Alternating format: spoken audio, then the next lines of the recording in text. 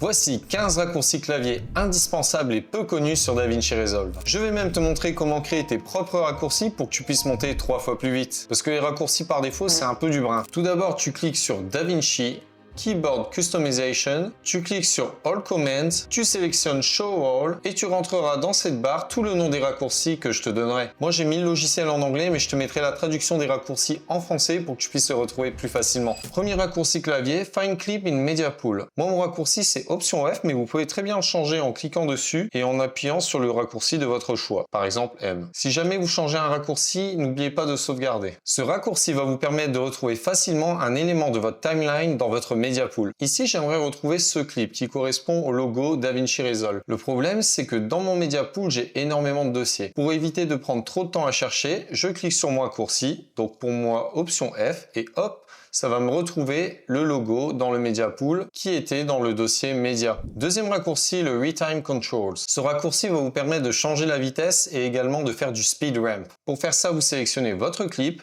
vous appuyez sur votre raccourci, pour moi c'est commande R, et on voit que le speed change apparaît. À ce moment-là, pour augmenter ou réduire la vitesse, il suffit d'aller sur le côté, d'attendre que la petite flèche noire apparaisse, puis d'allonger ou de raccourcir votre clip. Un autre raccourci pour changer la vitesse, c'est Change Clip Speed. Moi je l'ai attribué à Y. Toujours pareil, on sélectionne notre clip, vous tapez votre raccourci, et à ce moment-là, vous pouvez augmenter la vitesse, vous pouvez même inverser la vitesse ou alors figer l'image. Troisième raccourci, Report Delete. Alors vous voyez qu'il y en a plusieurs, on va prendre plutôt celui de Edit. Ça vous permet de supprimer et raccorder votre clip pour dérocher plus rapidement. Par exemple, dans ce clip, j'aimerais couper le gros blanc. Pour ça, je fais une coupe. Pour moi, c'est le raccourci S. Je m'en vais à l'autre bout de mon blanc, je refais une coupe et en appuyant sur votre raccourci supprimer et raccorder, ça vous permet de supprimer le blanc et raccorder le clip à celui-là en même temps. Mais je vais vous montrer deux raccourcis encore plus rapides pour faire cela. Ce sont les raccourcis End to Playhead et Start to Playhead. Ça va nous permettre tout simplement de faire une coupe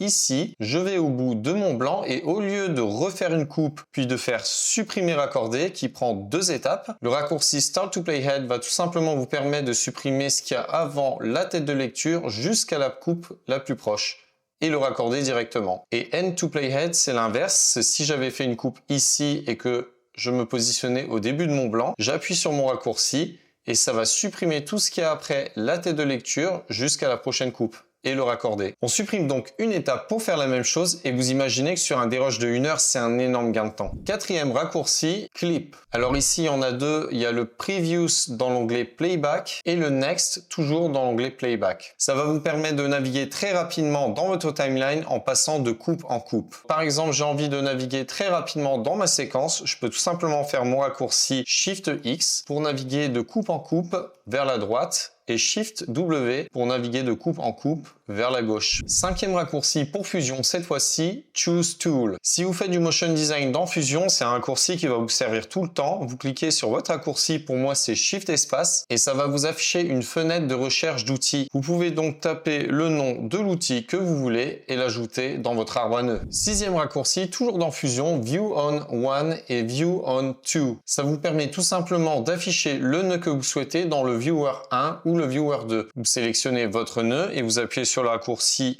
1 pour l'afficher dans le Viewer 1 et 2 pour l'afficher dans le Viewer 2. Septième raccourci, Add Audio Only Transition et Add Video Only Transition. Si vous allez dans vos effets, vous voyez que vous avez des transitions vidéo et des transitions audio. Et vous pouvez choisir n'importe quelle transition, cliquez droit et cliquez sur Set as Standard Transition pour l'appliquer par défaut. Et une fois que vous avez fait ça, vos raccourcis vont vous permettre d'appliquer vos transitions vidéo et audio par défaut sur vos clips. Par exemple, la transition audio pour moi c'est T. Et vous voyez qu'il applique la transition par défaut. Pareil pour la vidéo, j'ai mis M et ça m'applique bien la transition que je peux allonger si je veux. T'as des questions? Et ça me fait une transition. Bon là c'est dégueulasse parce que j'ai pas choisi la bonne, mais peu importe. Huitième raccourci, Mark In et Mark Out. Alors là je vous invite à garder I et O parce que c'est assez facile à retenir. C'est le genre de raccourci qui peut vous servir si vous voulez seulement exporter un passage de votre timeline. Admettons que je veux exporter uniquement ce petit bout. Je me mets à la première coupe, je mets un point d'entrée en cliquant sur I, je vais à la coupe suivante en utilisant le raccourci que je vous ai montré tout à l'heure et je mets un point de sortie en cliquant sur O. Et maintenant si je fais un export, ça va seulement me prendre en compte ce passage. Neuvième raccourci, Timeline End et Timeline Start. Ça vous permet de retourner rapidement au début de votre séquence ou à la fin. 10e raccourci, Enable Clip. Si vous voulez désactiver temporairement un clip, par exemple ici ma capture d'écran, j'aimerais la désactiver pour voir ce qu'il y a en dessous, je la sélectionne, je clique sur mon raccourci et maintenant on peut admirer le visage de cet homme magnifique qui est clairement le sosie de Brad Pitt. 11e raccourci, Paste Attributes. 3 petits points. Admettons que pour ce clip, je veuille dézoomer et faire une rotation. Non, pas une translation, une rotation. Voilà, comme ceci. Le problème, c'est que j'ai déjà fait mes cuts et l'effet ne s'applique pas à tout le rush. Et bien, grâce au raccourci Paste Attribute, je vais pouvoir copier mes effets et les coller sur les autres clips. Donc pour ça, je sélectionne le clip où il y a l'effet, je fais CTRL-C pour copier. Je sélectionne mes autres clips, je fais le raccourci Paste Attribute, je sélectionne ce que j'ai envie de coller, donc en l'occurrence, le zoom et la rotation. Je fais Apply.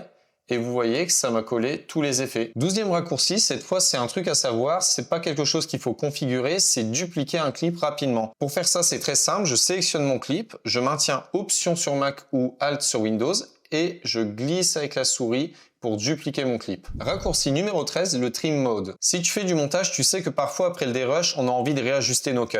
Le problème, c'est que si je fais ça et que je pousse, ça va écraser le clip qu'il y a juste après. Donc c'est pas la bonne solution. La deuxième méthode, ce serait de déplacer les clips suivants, de rallonger le clip en question et de raccorder le tout ensemble. Le problème, c'est que c'est beaucoup trop long. Donc l'idéal, c'est d'utiliser le raccourci que je vous ai montré qui va activer le Trim Mode qui est ici. Et l'intérêt de cet outil, c'est que je peux pousser mon clip sans écraser le clip suivant et donc ajuster mon cut.